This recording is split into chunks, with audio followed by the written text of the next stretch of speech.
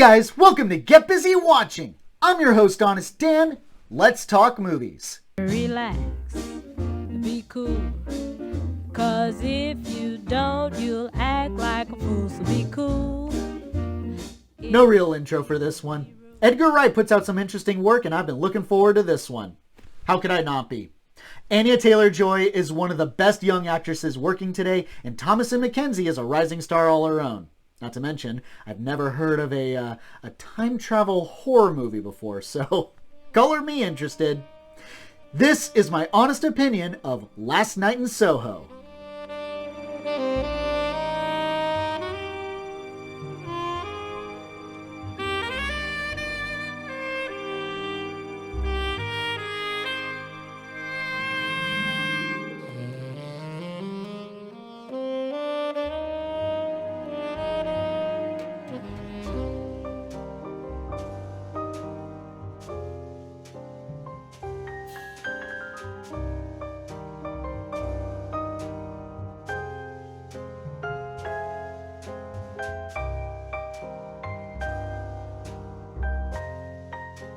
Eloise, played by Thomasin McKenzie, is about to go off to fashion school in London, England. Despite her struggles with settling in, she soon begins to have visions of being a young 60s woman named Sandy, played by Anya Taylor-Joy, who is a rising singer at a gentleman's club and becomes Eloise's inspiration.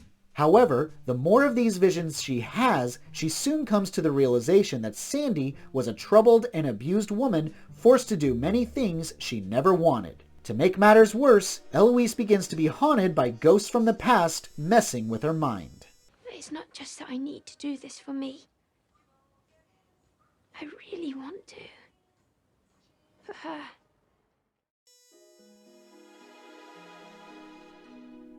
Hell yeah, man. This was a damn good flick. Makes you think it's one thing, then just slaps you with something else. This was a wild ride, and I had a blast. One of the big appeals for this was the combined talents of Mackenzie and Joy, which I haven't been this giddy over combined talent since Thoroughbreds. Joy is one of my favorite actresses right now. Not even young actresses. I'm trying to teach myself to stop saying that about her because not many hold a torch to her. And this being an Edgar Wright flick, I knew she was going to be given something that would knock our socks off, and boy does she.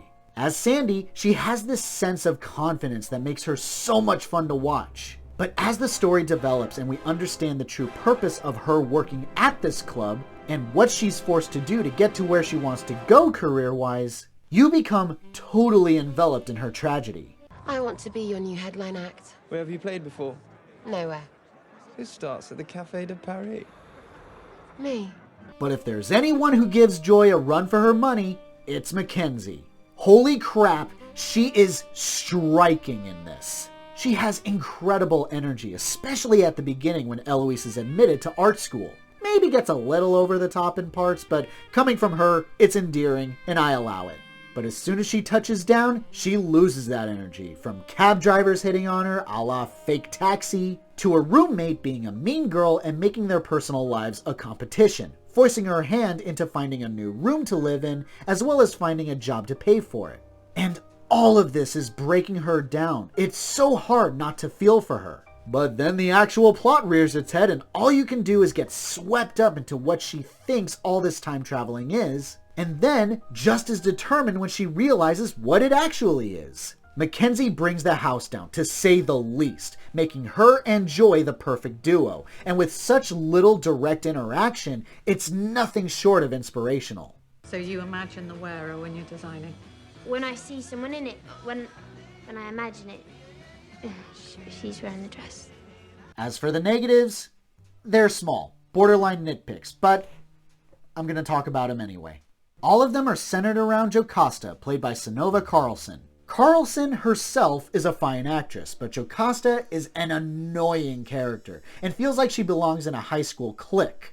I'm not exactly oblivious to adult cliques. They absolutely do happen outside of high school, sadly. But there's something about how she talks, how she acts, that feels like she'd be a better character in Ned's Declassified School Survival Guide. She's just so petty and mean-spirited.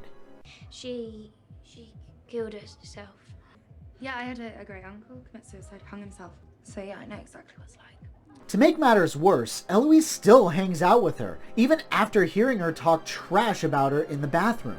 I mean, come on, come on! Human nature has to kick in. Whether or not you care about being confrontational, you wouldn't still hang out with someone like that. You would dip out, go back to your dorm, and that person most likely wouldn't be the wiser or wouldn't care. So you might as well leave with your dignity.